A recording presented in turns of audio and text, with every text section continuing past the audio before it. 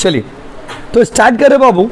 देखिए तो हम लोग का unit 3 according to CU and unit 4 according to us. Start करें टॉपिक को। देखिए यहाँ पर इस चैप्टर में आपको, यहाँ पर इस चैप्टर का सबसे, जैसे उस चैप्टर का सबसे फेमस टॉपिक क्या था, ISLM, इस चैप्टर का सबसे फेमस टॉपिक है केन्सियन कंजम्पशन फंक्शन। मैक्रो इकोनॉमिक्स का जो पिताजी थे जिनका नाम था जॉन माइनार्ड केन्स, उन्होंने कंजम्पशन फंक्शंस के बारे में बताया। ज्यादातर मैक्रो इकोनॉमिक्स का जो थ्योरी है ना, थ्योरी ऑफ एम्प्लॉयमेंट, ये सारा चीज उनका ही दिया हुआ है, जॉन माइनार्ड केन्स का। आज जॉन माइनार्ड केन्स ने 1936 में एक बुक लिखा था, उसका नाम था जनरल थ्योरी ऑफ एम्प्लॉयमेंट। अगर MCQ पेपर होता तो ये सब भी आपको लिखवाते, लेकिन अभी ये MCQ नहीं है तो इसीलिए सबका कोई यूज नहीं है। तो बताइए सबसे famous theory related to interest, employment, money जिन्होंने दिया था, उस हैंडसम आदमी का नाम था JM केन्स। JM केन्स मतलब John Maynard Keynes. John Maynard Keynes ने दिया था। जॉन माइनार्ड केन्स के हिसाब से उन्होंने एक बुक लिखा था, general theory of employment, money and interest. और ये बुक कौन से ईयर में लिखा था बताइए? 1936। कौन सा ईयर बताइए? 1936। ये नॉलेज के लिए बता रहे, not so important for the exam. उसके बाद उनका जो थ्योरी था उसमें उन्होंने क्या कहा था? उन्होंने कहा था कि वही बात, उन्होंने कहा था कि नेशनल इनकम इक्वल टू, देखिए उनका कुछ बात आपको कैप्शन में कुछ की पॉइंट पहले समझा दे, चैप्टर समझने की जरूरी है। उन्होंने कहा था कि national income equal to total output equal to aggregate demand equal to effective demand और रियल इनकम। उनका की पॉइंट यही था, उनका प्रिंसिपल इसी के ऊपर था। नेशनल इनकम इक्वल टू क्या बाबू बताइए? National income equal to total output equal to aggregate demand equal to effective demand और you can say real income. तो उन्होंने कहा था कि देखिए कोई भी कंट्री में, फिर यहाँ पे भी वही बात आ गया, इक्विलिब्रियम कब होगा? जब एग्रीगेट डिमांड इक्वल होगा। किसका बोलिए? एग्रीगेट सप्लाई का। जब एग्रीगेट डिमांड एग्रीगेट सप्लाई का इक्वल होगा, इसको हम लोग क्या बोलेंगे बताइए? इक्विलिब्रियम पॉइंट बोलेंगे। तो ये तो सबको पता है, बच्चा को पता है। केन्स की थ्योरी में यूनिक क्या है, ये सब लिखने का नहीं, ये सब नॉलेज के लिए बता रहे, बस समझे ना। अच्छा, जब आप एग्रीगेट डिमांड कहते हो, कुछ वर्ड जो आपको जानना जरूरी है पहले। जब एग्रीगेट डिमांड कहते हो तो याद है उसमें पढ़ाई थे क्या? C plus I plus G plus X minus M। याद आ रहा कि नहीं आ रहा? बोलो, याद आ रहा कि नहीं आ रहा? एग्रीगेट डिमांड और consumption plus investment plus government expenditure plus export minus import. और उसके बाद जब आप कहते हो एग्रीगेट सप्लाई, ये सब कुछ की पॉइंट्स है जो नॉलेज बार बार आएगा ना चैप्टर में, तो आपको समझने में सुविधा होगा। और अगला है एग्रीगेट सप्लाई। एग्रीगेट सप्लाई मतलब क्या हो गया? एग्रीगेट सप्लाई मतलब हो गया national income of the economy plus savings, plus क्या बाबू? सेविंग्स। यहाँ पर जो ये सब चीज़ याद रखिएगा, ये सब सम्स में हम लोग यूज़ करेंगे, चैप्टर बनाने में यूज़ करेंगे। तो जल्दी बताइए, according to John Maynard Keynes aggregate demand में क्या क्या कंपोनेंट आएगा? Consumption plus investment plus government plus X minus M, X minus M, X minus M। बस समझे?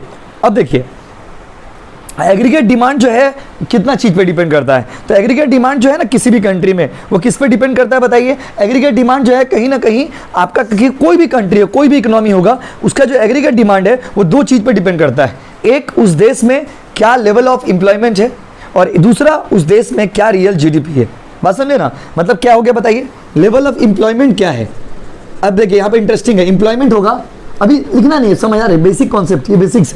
एम्प्लॉयमेंट होगा तो इनकम होगा, राइट? इनकम होगा, अरे वाह, इन्वेस्टमेंट होगा, राइट? इन्वेस्टमेंट होगा, इंडस्ट्री होगा, राइट? इंडस्ट्री होगा तब ना जॉब क्रिएट होगा। कोई भी कंट्री को ग्रो करने के लिए कहीं ना कहीं एम्प्लॉयमेंट तो चाहिए। एम्प्लॉयमेंट तो सब कुछ है, और वही हम लोग का देश में नहीं है, इसीलिए हम लोग का इंडस्ट्री उतना ग्रोथ नहीं है, इसीलिए हम लोग उतना ग्रोथ में नहीं है। बात समझ रहे? इंडिया में बचा हुआ क्या है? सिर्फ गंगा जी का पानी।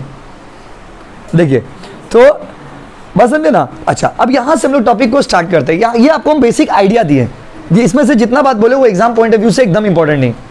यहाँ से अब जो बोलने जा रहे, टाइम कितना हो रहा है देख लीजिए, अब जो बोलने जा रहे 4 मिनट के बाद से जो भी बात बोलने जा रहे वो एग्जाम पॉइंट ऑफ व्यू से इंपॉर्टेंट है, लेकिन ये 4 मिनट नहीं सुनोगे तो ये समझ ही नहीं आएगा। समझ रहे ना? तो जल्दी बताइए, केन्सियन, ये पूरा मॉडल जो है जो आपको हम पढ़ाने जा रहे हैं इस चैप्टर में, रिलेटेड टू एम्प्लॉयमेंट, इंटरेस्ट, ये सब किसने दिया था? मान लिया कहीं कोई आदमी रास्ता में बच्चा हाथ पकड़ के पूछ दिया कि अच्छा बताइए नहीं कौन दिया था, बोले क्या बोलिएगा? James, JM Keynes. और उनका बुक का नाम क्या था बताइए? General theory of employment, interest, ये सब, मनी। कौन से ईयर में उनका बुक लिखे थे बताइए? General knowledge. अगर नहीं भी आता तो कोई ज़्यादा छाप लेना दरकार नहीं है, घर जाके बादाम खाने लग गए। कि मेरा गजनी प्रॉब्लम हो गया, हमको याद नहीं है, ऐसा कोई बात नहीं। अच्छा, एग्रीगेट डिमांड किसके बराबर होना चाहिए? Aggregate supply. और एग्रीगेट डिमांड का क्या क्या कंपोनेंट है बताइए? Consumption C plus I plus G plus X minus M, C plus G plus I plus X minus M, C for I for G for X minus M, net export बोलते हैं उसको, या export minus import. चलिए आइए शुरू करें। सबसे पहले भाइयों और बहनों, एक बड़ा ही फेमस क्वेश्चन है कि what do you mean by consumption function.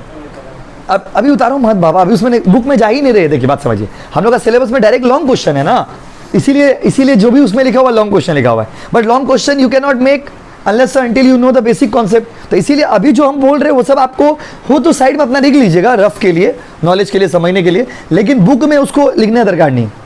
मतलब बुक में भी साइड में कहीं लिख दीजिएगा, मतलब बहुत ज़्यादा इसको सीरियस लेने का दरकार नहीं कि ये क्वेश्चन एग्जाम करने, ये कॉन्सेप्ट है अभी जो पढ़ा रहे, ये सब इतना आसान नहीं है बाबू। देखिए कंजम्पशन इक्वल कंजम्पशन फंक्शन सबसे पॉपुलर टॉपिक है इस चैप्टर का, आपने सुना होगा कंजम्पशन फंक्शन। आप लोग जिस लेवल में हो, आप लोग को फंक्शन वर्ड का मीनिंग पढ़ाने वाले हम कोई नहीं होते हैं, क्योंकि you all know the meaning of the word function. Function बोल के चैप्टर है मैथ्स में हम लोग। फंक्शन क्या होता है बताइए? Y is the function of X. इसका मतलब क्या हुआ? Y depends on the value of X. Y की वैल्यू 5 होगा, 7 होगा, 8 होगा, 10 होगा, 15 होगा, किसके ऊपर डिपेंड करता है? एक्स। इसीलिए वाई को बोलते हैं कौन सा वेरिएबल बताइए तो? डिपेंडेंट। और एक्स को क्या बोलते हैं? इंडिपेंडेंट। बोलो हाँ कि नहीं? मैथ्स में पढ़ो ना ये सब चीज, डिपेंडेंट वेरिएबल, इंडिपेंडेंट वेरिएबल। फिर आपका डेरिवेटिव में भी ऐसा क्वेश्चन आता है, फंक्शन वाला क्वेश्चन। डेरिवेटिव में भी आपको फंक्शन ब्रेक करने के लिए देगा, रिलेशन वाला क्वेश्चन। तो भाइयों और बहनों, फंक्शन क्या है? कंजम्पशन फंक्शन क्या है? तो आप हमको बताइए, कोई भी आदमी का कंजम्पशन किस पे डिपेंड करेगा? कंजम्पशन फंक्शन को अगर मैथ के टर्म्स में लिखे, आप लोग बताना पढ़ के, C is the function of Y. Is it right और रॉन्ग? मैथ्स के हिसाब से कुछ गलत लिख दिया, सही लिख दिए? सारे बच्चे ही पढ़े हो भाई फंक्शन चैप्टर, बताओ। C is the function of Y, इसको ऐसे बोलेंगे ना, कैसे बोलेंगे बोलो? C is the function of Y. इसका मतलब value of C depends on the value of Y. Y मतलब यहां पे होता है इनकम। बोलो हाँ कि नहीं? या वाई मतलब क्या होता है बोलिए? इनकम। तो आदमी कितना खाएगा, कितना यूज करेगा, ये किस पे डिपेंड करता है बताइए? उसका इनकम पे। कुछ किस पे डिपेंड करता है? उसका इनकम। तो व्हाट इज कंजम्पशन फंक्शन? तो consumption function shows the mathematical relationship between the income and consumption. Income और कंजम्पशन का जो मैथमेटिकल रिलेशन है, उस मैथमेटिकल रिलेशन को बोलते हैं कंजम्पशन फंक्शन।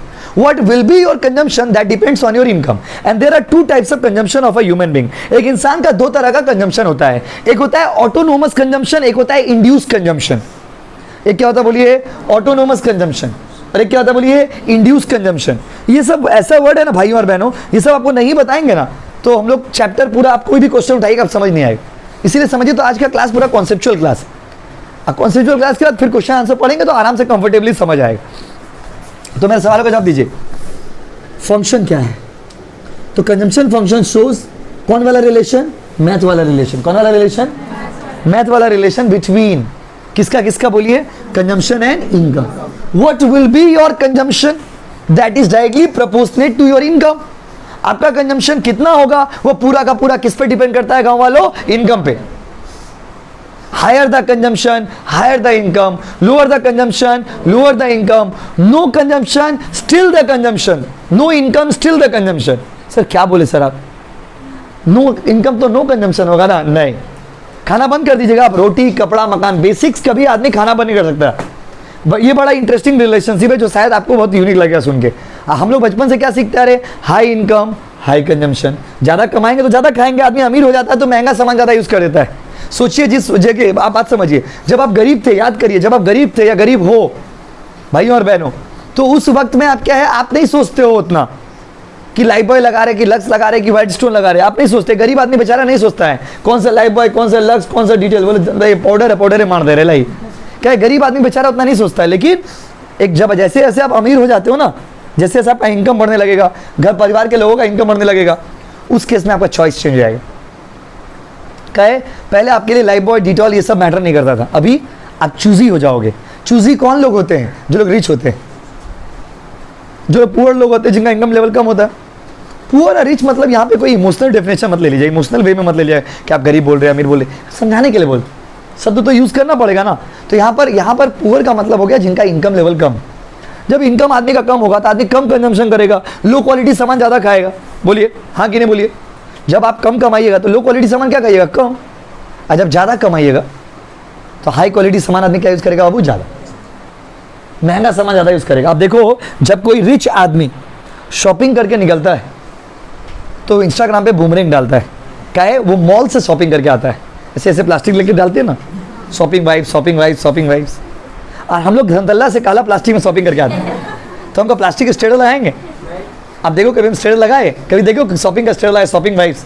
काला प्लास्टिक का क्या स्टेटर लगाएंगे बाबू? छुपा के लेके आते, काला प्लास्टिक को छुपा के लाएंगे, क्या है? बोले नहीं कुछ नहीं है बाबू। तो क्या है अब समझिए, हम बताना क्या चाह रहे थे? High income high consumption. आज शायद बुक का जरूरत पड़ेगा भी नहीं हम लोग, आज का पूरा क्लास कॉन्सेप्ट में ही चला जाएगा। अगर आपको नॉलेज के लिए याद रखना है तो कोई एक पेज में आप लिख सकते हो।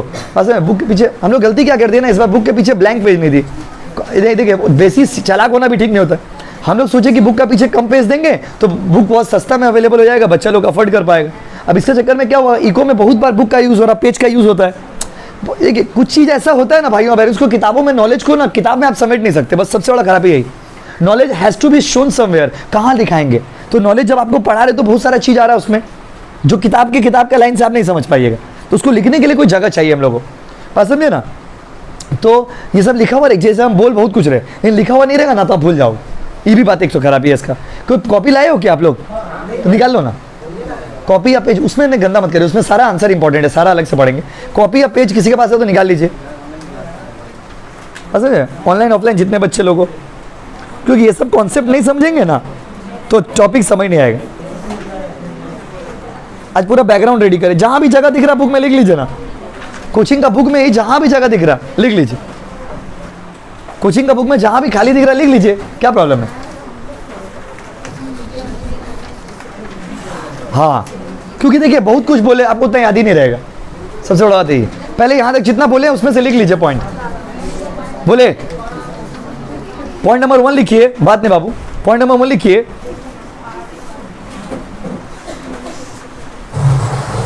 The general theory of, point number 1 लिखिए, द जनरल थ्योरी ऑफ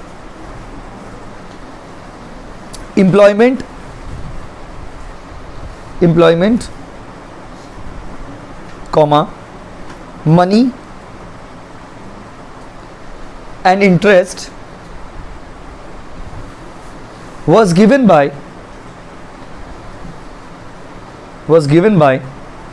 कौन बताइए? जेएम केन्स, टाइप कर लीजिए उसको, जेएम केन्स। कौन दिया था बताइए? JM Keynes. ठीक, हाँ बस ठीक, पॉइंट नंबर 1 ही हो गया। अब कैप्सूल नंबर 2 हो गया। द बेसिक प्रिंसिपल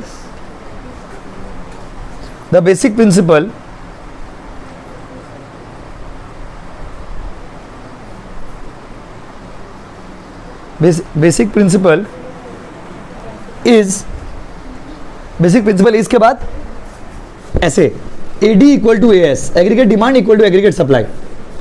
आज वाला क्लास अगर अच्छे से कर लीजिएगा तो इस चैप्टर में पूरा समझ जाइएगा। आज वाला नहीं समझिएगा तो अगला दिन वाला नहीं समझ आएगा। एग्रीगेट डिमांड इक्वल टू क्या बाबू? Aggregate supply. पॉइंट नंबर 3 लिखिए, aggregate demand equal to C plus I plus G plus X minus M, यही बोले थे ना? C plus I plus G plus X minus M. Point number 4 लिखिए,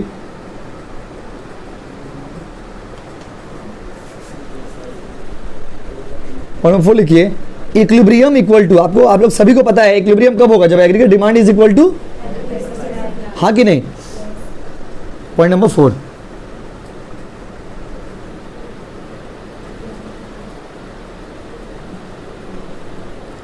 point number 5 लिखिए, aggregate demand depends on, aggregate demand depends on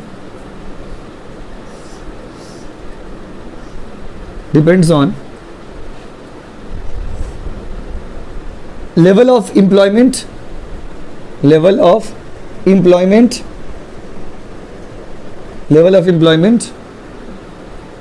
and real income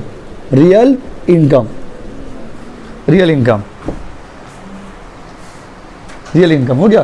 देखिए मजाक में कितना सारा पॉइंट हो गया। अब ये सब मेन क्या है कि जैसे आप जब जैसे ही चैप्टर को जब रीडिंग करने आप बैठेंगे तो पहले ये वाला पढ़ लेंगे। ये सब आज जितना करा रहे सब कॉन्सेप्चुअल टॉपिक है।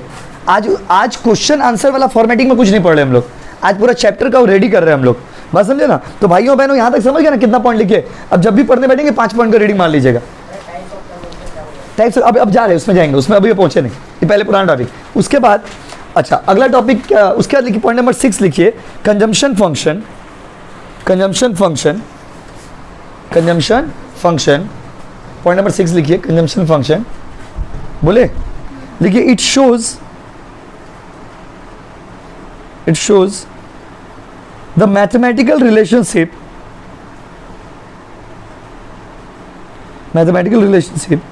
between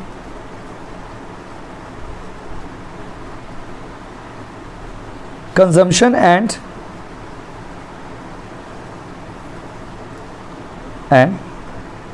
income।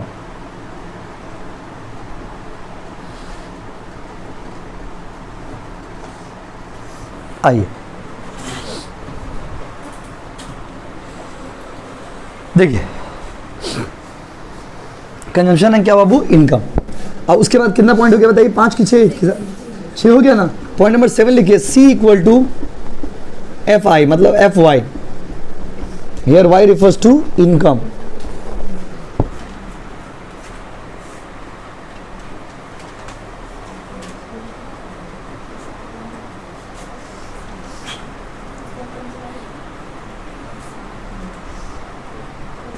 देखिए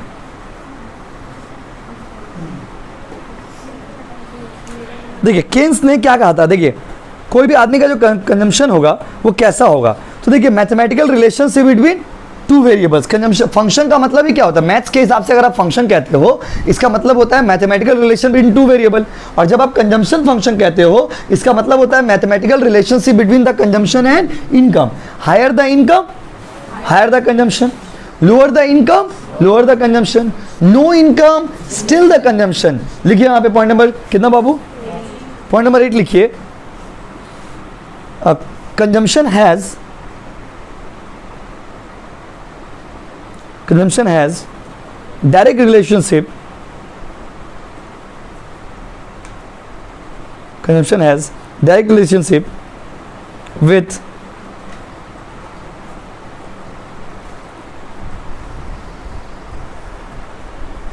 the income, but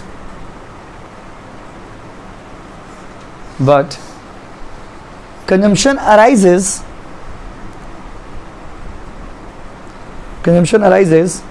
even if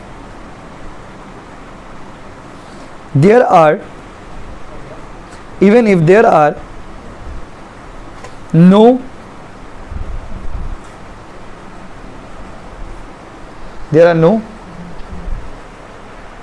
income. अब यही बात आपको मेनली समझना है, यही बात से मेन कहानी शुरू होता है भाई और बहनों। उन्होंने कहा कि high income high consumption, low income low consumption, no income फिर भी कंजम्पशन। भला ऐसा कैसे होगा? तो इसीलिए केन्स जी ने क्या कहा था, अभी केन्स का थ्योरी में मेन थ्योरी में गए नहीं हम लोग, कॉन्सेप्ट्स रेडी कर रहे हैं। केन्स ने कहा कि भाई इंसान का कंजम्पशन को 2 पार्ट में बांट दीजिए, एक होगा ऑटोनोमस कंजम्पशन और एक होगा इंड्यूस्ड कंजम्पशन। ऑटोनोमस कंजम्पशन का मतलब क्या होता है बाबू, सामान खरीदेंगे even at the 0 level of income. Autonomous मतलब क्या, my consumption is independent of my income. हम कितना कमा रहे हैं मैटर नहीं करता है, असल जो कॉन्सेप्ट आपको समझा रहे थे। तो रिच लोग जो होते हैं उनका कंजम्पशन हाई होता है, मतलब कंजम्पशन हाई होता है इन द सेंस क्या हो गया कि वो लोग महंगा सामान ज़्यादा यूज़ करते हैं। तो high income high consumption, low income low consumption and no income still the consumption. Why? Because you know consumption can not be exactly zero.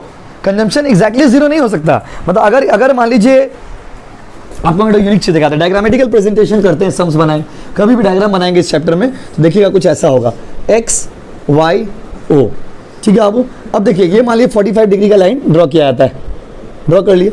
अब 45 डिग्री का जो लाइन आप ड्रॉ कर लिए, इस 45 डिग्री लाइन को y equal to AS, income equal to aggregate supply. अब यहाँ पर याद रखिएगा जो आपको हम बोल रहे कंजम्पशन, कंजम्पशन मतलब क्या हो गया, डिमांड।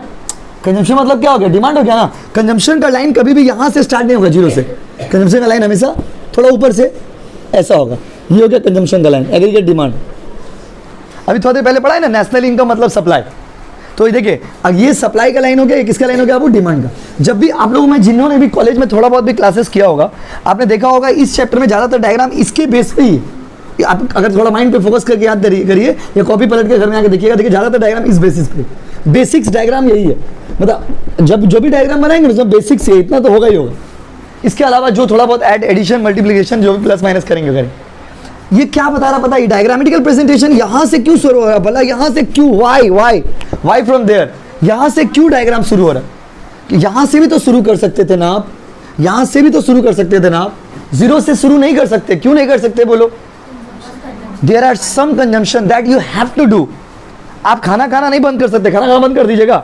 लॉकडाउन हुआ, इतना गरीबी आ गया देश में, अच्छे अमीर से अमीर लोग को भी दिक्कत हुआ, गरीब से गरीब लोग को भी दिक्कत हुआ। आप लोग जितने सारे बच्चे बैठे हो, ऑनलाइन में भी क्लास कर रहे हो, सबका घर में सबका अलग अलग फाइनेंशियल कंडीशन है, लेकिन आपके घर में आप कितने भी रिच रहे होंगे, अफेक्टेड आप भी हुए थे, अफेक्टेड हम लोग भी हुए, हम लोग तो अफेक्टेड हुए ही, हम लोग तो पूरा अफेक्टेड हुए, लेकिन आप लोग भी अफेक्टेड हुएंगे, कितना भी रिच बिजनेसमैन क्यों ना हो, अफेक्टेड हुआ।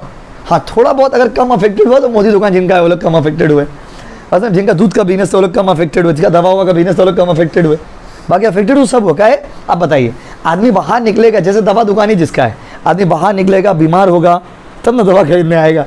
आप एक चीज़ याद रखिएगा, you know in the whole economy, जब आप पूरा दुनिया का बात करते हो तो you can not talk about isolation. आप अकेले में कुछ नहीं कर सकते। एक बात समझिए, जैसे हम लोग कोचिंग पढ़ा रहे, जैसे अब ज़्यादा भीड़ हो जाए तो कभी कभी बोलते हो इतना भीड़ है यार, अच्छा नहीं लगे, बट आप ये भी बात मानिए, कोचिंग में अगर आप खाली में पढ़ेंगे आपको अच्छे नहीं लगे। जैसे कोचिंग में किसी दिन आप देखोगे 4-5 जना है, दूध मज़ा नहीं आ रहा। ऐसा नहीं है कि हम पढ़ा नहीं रहे, ऐसा नहीं कि हम अपना एफर्ट नहीं दे रहे, हम उससे ज़्यादा एफर्ट दे रहे हैं, बोले तो मज़ा नहीं आ रहा। काहे एक तो अलग मज़ा कब आता है जब भीड़ हो, क्या बाबू भीड़ का आदत। अच्छा रास्ता घाट में जब हम लोग चलते हैं, कहीं देखिए कोई आदमी ही नहीं, सुनसान है पूरा, आपको अच्छा नहीं लगे, बोले कैसा रास्ता है भाई, कुछ गड़बड़ तो नहीं रहा है। नहीं बोलने का बात है, आप थियोरेटिकली कुछ भी बोल दीजिएगा, जीएसटी नहीं लगता है, लेकिन प्रैक्टिकली ऐसा नहीं होता माय डियर स्टूडेंट। काहे आप कहीं मंदिर, मस्जिद, गुरुद्वारा, चर्च में ही गए, देखिए कोई आदमी ही नहीं है, अकेले आप बैठे हुए, आपको थोड़ा अंदर से अजीब टाइप का लगेगा, क्योंकि कुछ चीज़ ऐसा होता है ना जो लोगों से ही दुनिया बनता है, समाज। इसीलिए मैक्रो इकोनॉमिक्स पढ़ाया था। मैक्रो इकोनॉमिक्स मतलब पहला दिन याद करिए क्या पढ़ाए थे, एग्रीगेट इकोनॉमी, पूरा दुनिया के बारे में पढ़ते हो। You talk about the whole economy as a total, आप पूरा कंट्री का बात कर रहे हो। तो भाइयों और बहनों, जब आप कंजम्पशन का ही बात कर रहे थे तो लेकिन क्या हुआ, कोविड का ही बात कर रहे थे, लेकिन लोग खाना नहीं बंद किए। जो गरीब था वो भी बेचारा खा रहा था, जो अमीर था वो भी खा रहा था। हाँ definitely you have to cut the consumption, अपना कंजम्पशन का आपको कट डाउन करना पड़ता है। कट डाउन मतलब समझ रहे ना, थोड़ा कम करना पड़ेगा, बट खाना बंद कर देंगे ये संभव नहीं। समझ गया ना बाबू। तो consumption can never be zero, याद रखिएगा भाइयों मेरे माइंड में एकदम स्कोर है। कंजम्पशन क्या जीरो हो सकता है, हो सकता है बोलिए, नहीं हो सकता। चलिए बहुत अच्छा बात है। तो एग्री, समझ गया ना बाबू। कंजम्पशन कितना तरह का होगा, दो, एक होगा ऑटोनोमस, कितना नंबर पॉइंट लिखे थे बताइए, 9 लिखेंगे, 9 नंबर में जो है ना ये ऑटोनोमस, क्योंकि ये सब वर्ड ना बार बार आएगा, ऑटोनोमस कंजम्पशन। तो भाइयों बहनों ऑटोनोमस कंजम्पशन मतलब क्या, इंडिपेंडेंट ऑफ इनकम, इसको फर्क नहीं पड़ता भाई आपका इनकम से, क्या कमा रहे नहीं कमा रहे, खर्चा तो करेंगे ही, गरीब हो चाहे अमीर हो, दाल रोटी तो सभी खाता है। 10 नंबर इंड्यूस कंजम्पशन,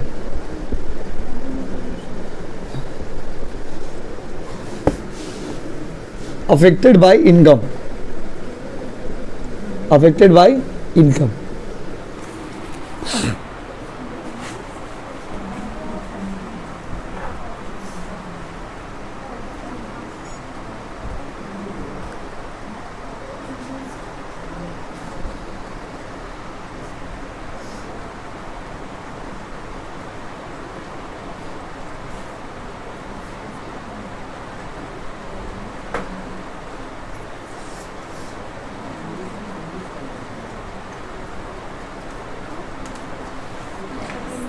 हो गया बाबू।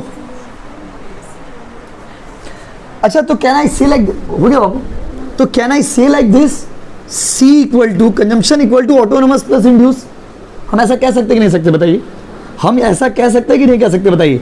Consumption equal to autonomous equal to induced, क्या लिख रहे सर इंग्लिश में, यही सब चीज किताब में देखते हो ना तो आपको आपके आंखों के सामने अंधेरा छा जाता है कि क्या लिख दिया। देखो इसका मतलब ए के ऊपर मैं एब्सोल्यूट का साइन दे दिया, क्या है, ये तो होगा ही ना, ये तो ऑटोनोमस कंजम्पशन मतलब क्या है, this is not affected by your income. तो यहाँ पर ये क्या इंडिकेट कर रहा है बताइए, ए बार क्या इंडिकेट कर रहा है, ऑटोनोमस क्या इंडिकेट कर रहा है बताइए। My dear student, again and again I am repeating, आज जितना भी चीज हम लोग पढ़ रहे हैं ये कोई एक पर्टिकुलर क्वेश्चन का आंसर आपको हम नहीं दे रहे, आज ये पूरा चैप्टर का बैकग्राउंड रेडी कर रहे, उसके बाद से अगला दिन से क्वेश्चन आंसर पढ़ में चैप्टर पढ़ के खत्म कर देंगे। क्या क्वेश्चन आंसर तभी ना समझे, बार बार आंसर पढ़िएगा नहीं, सब लाइन में आएगा। अब तो ये वाला आज जब करा देंगे ना, आप खुद से भी घर में आके पढ़ोगे तो सब क्वेश्चन का आंसर समझ आएगा। वही सब ऑटोनोमस इन्वेस्टमेंट, ऑटोनोमस कंजम्पशन, ये सब वर्ड बार बार रहेगा तो आपको कंफ्यूजन ना हो, इसीलिए ये वाला समझा दे रहे हैं आज। ठीक है बाबू, ध्यान दीजिएगा, वेरी इंपॉर्टेंट टॉपिक आज का। ए बार मतलब ऑटोनोमस कंजम्पशन। अब बी के बगल में वाई क्यों, क्योंकि आपको हम क्या पढ़ा है, ऑटोनोमस कंजम्पशन को इनकम से लेना देना है क्या, इसीलिए अकेला है, अकेला चलो रे, कैसा चलो। और ये बी जो है आपका इंड्यूस इन्वेस्टमेंट जो है, ये किस पे डिपेंड करता है बताइए, इसीलिए इसको रिप्रेजेंट करते हैं बी इंटू ई, मतलब मेरा इंड्यूस कंजम्पशन कितना होगा ये डिपेंड करता है मेरा किसके ऊपर बाबू, इनकम। समझ रहे हो ना, सारा कॉन्सेप्ट समझ रहे हो ना, इसीलिए हम लोग लिखवा दे रहे हैं, क्योंकि आपको इतना याद नहीं रहता, इतना कभी कभी रिवीजन करने बैठिएगा इतना बात थोड़ी ना याद रहेगा, जितना बोलते हैं कितना सारा बात बोल दिए होंगे। तो यहाँ पर क्या लिखेंगे देखिए, इंड्यूस्ड कंजम्पशन, कोई भी थ्योरी पढ़ेंगे उसमें ये सब लैंग्वेज लिखा रहेगा तो आप समझ जाइएगा ना बाबू। उतारिए अगला कैप्शन, ऐसे उतारिएगा, C equal to A bar plus B Y. Book का पीछे में ब्लैंक पेज नहीं दिया ना, बहुत रिग्रेट हो रहा हमको, बुक का पीछे एक ही पेज ना ब्लैंक है, तो अगला बार से ऐसा गलती नहीं होगा। जैसे ऑडिट में तो जरूरत नहीं पड़ा, लेकिन इसमें जरूरत पड़ रहा, बार बार पेज रहने से ना सुविधा होता है।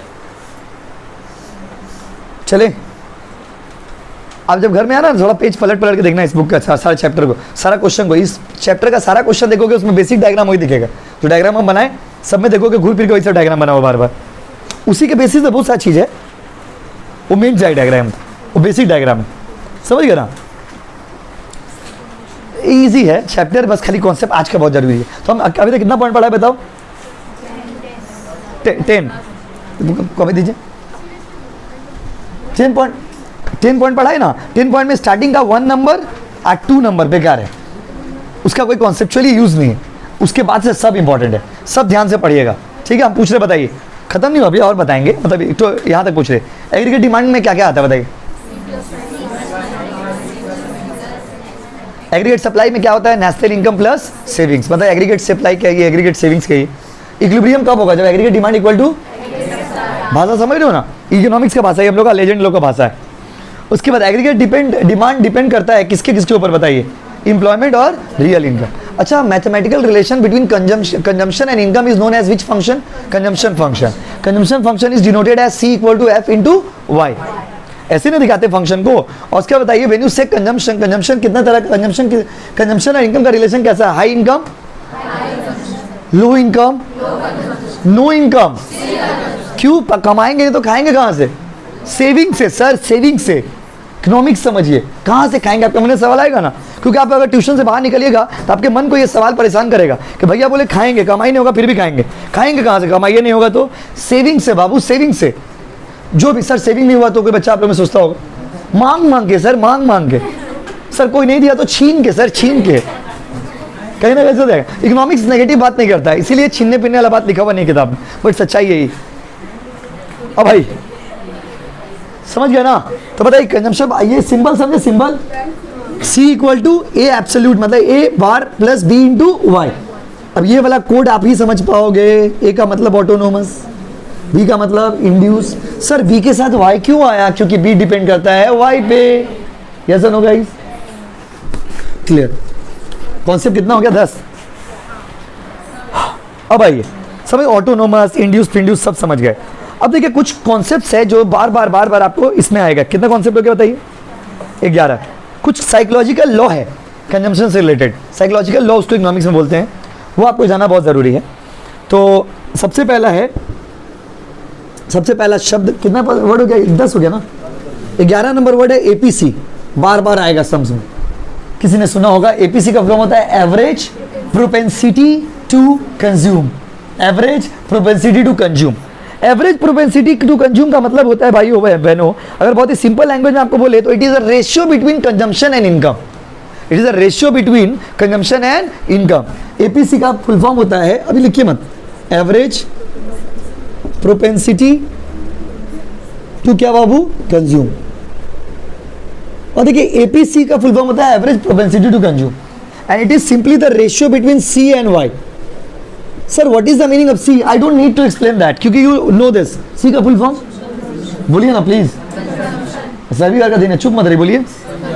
वाई का मतलब सी, वाई देखिए अराउंड 40 मिनट से पढ़ा रहे आपको, उसके बाद भी अगर आप सी और वाई का फुल फॉर्म नहीं बोलेगा तो दिल में तो चोट लगेगा ही। सी मतलब कंजम्पशन, वाई मतलब इनकम, और कंजम्पशन इनकम का जो रेशियो होगा उसको क्या बोलेंगे, ए पी सी। अभी हम लोग का एमसीक्यू पेपर तो है नहीं जो लोग बोलेगा what do you mean by consumption function, what do you mean by APC, ये नहीं पूछेगा। हम ये कॉन्सेप्ट हम लोग को बड़ा बड़ा लॉन्ग क्वेश्चन पढ़ेंगे ना, उसमें काम आए, बार बार आएगा। एपीसी, एपीसी क्या बाबू, एपीसी, ए यस। और इसका मतलब क्या हुआ, डीप मीनिंग समझे क्या हुआ? मान लीजिए आप खर्चा करते हो 50 रुपया और आपका कमाई है 100 रुपया, तो इसका रेशियो बता दीजिए ना, वैल्यूज में भी एक्सप्रेस कर सकते हो आप, समझे ना। क्योंकि देखिए इंसान का चरित्र क्या है, इंसान जो भी कमाएगा वो या तो खर्चा करेगा तो सेविंग्स करेगा। y equal to C plus S, Y equal to C plus S, हाँ कि नहीं। आदमी का जो इनकम है that will be divided in two parts, either you will save और यू विल कंज्यूम। जो खा लीजिएगा कंजम्पशन, और जो नहीं खाइएगा वो सेविंग्स। मीनिंग समझ रहे हो ना? The part of your income which is spent is known as consumption, and the part of your income which is not spent savings. बोलो हाँ कि नहीं? कॉन्सेप्ट नंबर, अच्छा एपीसी लिख लियो क्या? ठीक है रुको, एपीसी समझे क्या होगा, उतारो पहले इसे। एपीसी ये सब कैप्सूल पॉइंट हो गया। कॉन्सेप्ट नंबर 12 एपीसी हो गया ना, एवरेज प्रोपेंसिटी टू कंज्यूम। अच्छा अब इसी के साथ एक सेविंग और इन्वेस्टमेंट में जो सेव करेंगे वही डाल देंगे पैसा जा करके, जो पैसा आप सेव करिएगा वही पैसा जा करके इन्वेस्ट करिएगा। अब देखो यहाँ पे अंतर पूछ रहे हो आप, अंतर ये है कि देखिए ऑल सेविंग्स में नॉट बी योर इन्वेस्टमेंट। हर पैसा जो आप सेव करोगे वो इन्वेस्ट नहीं करते हो, बात समझो। ये saving may be equal to investment और मे नॉट बी। एक बात बताइए, पापा 500 रुपया में 300 रुपया बचा के रखे हैं, तो 300 रुपया बचा के रखे डज नॉट मीन जाके बैंक में डाल देंगे। हो सकता है 300 में 2100 रुपया बैंक में जाएगा। तो कहीं ना कहीं सेविंग और इन्वेस्टमेंट के बीच में एक लीकेज होता है कि जितना आप सेव करते हो पूरा आप इन्वेस्ट नहीं करते। तो ये बात याद रखिएगा। अगला है बाबू एमपीसी। क्या बाबू? एमपीसी। एमपीसी मतलब फुल फॉर्म कोई बताना चाहोगे? Marginal propensity to consume. आपको सुन के बड़ा आश्चर्य लगेगा, पहले ये समझा दे उसके बाद बताएंगे नॉलेज क्या चीज।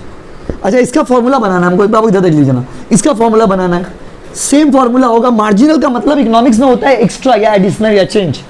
तो मार्जिनल प्रोपेंसिटी टू कंज्यूम का ना फॉर्मूला सेम होगा, बस डेल्टा लगा देना मित्रों। यस और no? Delta C change in consumption by delta Y मतलब चेंज इन इनकम। बोलो हाँ कि नहीं? बोलिए बाबू, अगले जी बोलिए। यही सब चीज रेडी किया हुआ रहेगा ना, बस क्वेश्चन आंसर पढ़ के खत्म कर देंगे छठ। बार बार ये सब वर्ड आता है आपको, एपीसी एमपीसी हो गया।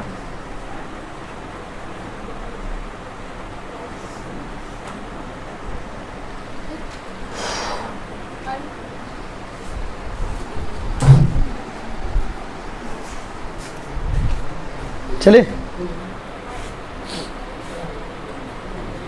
देखिए आगे बढ़े बाबू। अगला है कितना number capsule? Saving is the function of Y. बाबू इधर देखिए ना, इसको हम ऐसे लिख सकते हैं, सेविंग फंक्शन को ऐसे लिख सकते हैं। ये कौन सा फंक्शन हो गया बोलिए? अगर ये वाला कंजम्पशन फंक्शन है तो ये वाला कौन सा फंक्शन है? कोई प्रॉब्लम है? बस सेविंग फंक्शन, इसको आप लोग डिकोड करो। अब आप धीरे धीरे आप बोलने लगोगे। Saving is the function of Y मतलब, तो your saving also depends on your income. Why? क्योंकि as you all know guys, income equal to C plus S. आदमी जो भी कमाएगा या तो वो खर्चा करेगा या तो वो सेव करेगा। तो इनकम का वो हिस्सा जो आप स्पेंड कर देते हो वो क्या हो जाता है? कंजम्पशन। और जो आप नहीं खर्चा करते हो, बचा के रखे हो, किसी को नहीं दिए हो सेविंग्स। अब सेविंग के बाद जरूरी नहीं हम इन्वेस्ट करेंगे, हम इन्वेस्ट कर भी सकते हैं और नहीं भी कर सकते। बोले हाँ कि नहीं? तो your income is divided into how many parts guys? C plus, इसको भी लिख लीजिएगा साइड में, इसको पहले लिख लीजिए 13 नंबर में, उसके बाद बार बार आ रहा ना दिक्कत होगा। इसको जैसे हम लिख रहे वैसे ही लिखिएगा। वाई मतलब यू नो ना, इनकम।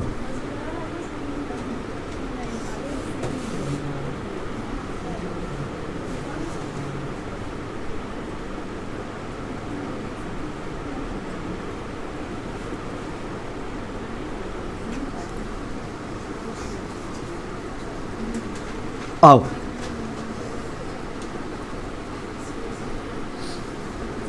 चले, कितना कॉन्सेप्ट हो गया बताइए? 14 हो गया। जो भी अपना लिख लीजिए, कितना नंबर डाले? कोई ये नहीं लिखे हो?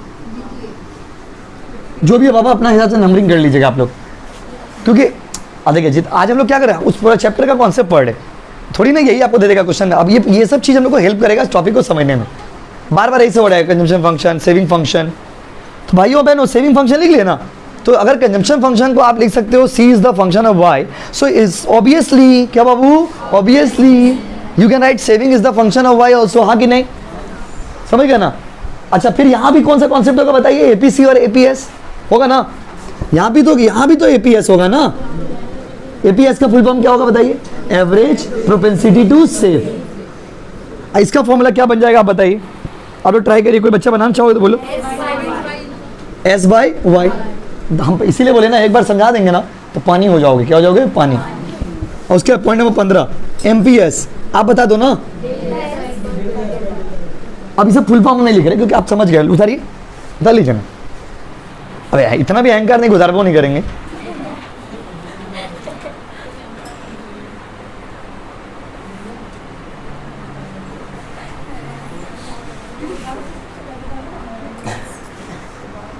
हो गया?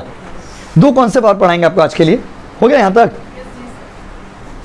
हो गया।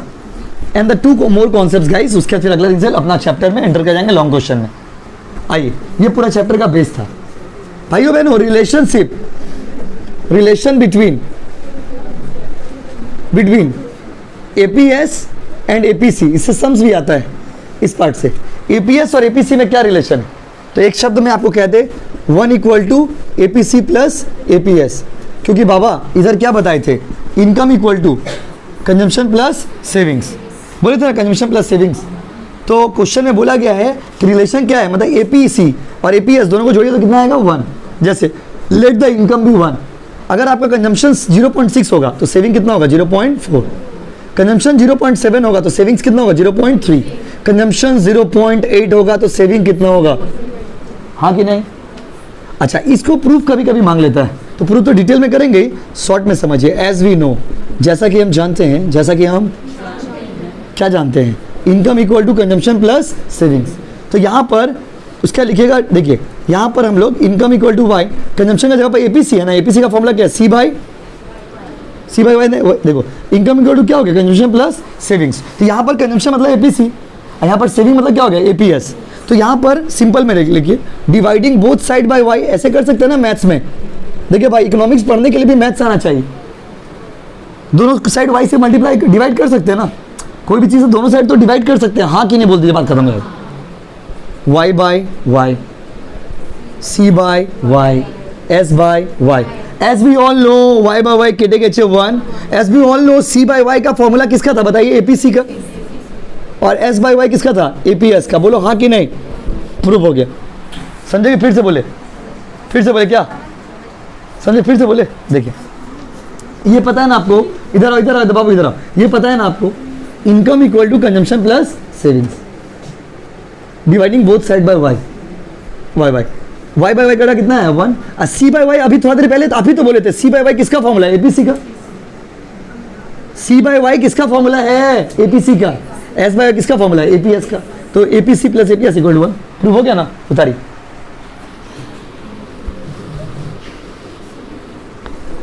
उतार लीजिए ना प्लीज।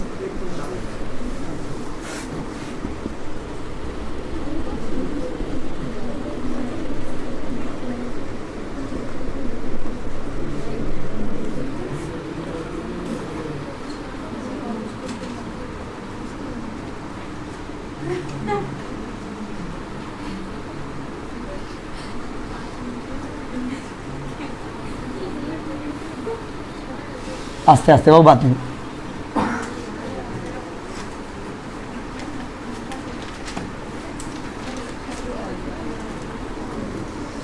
आप समझिए ये क्लास कर लिए ना, तो समझिए इस चैप्टर का आधा पढ़ाई कंप्लीट हो गया हम लोग, क्योंकि अब खाली हम लोग को रीडिंग करना है नोट्स में से जाकर के, और कुछ नहीं, क्योंकि ज़्यादातर क्वेश्चन आपको समझ आ जाएगा, खाली डायग्राम हमको बताना रहेगा।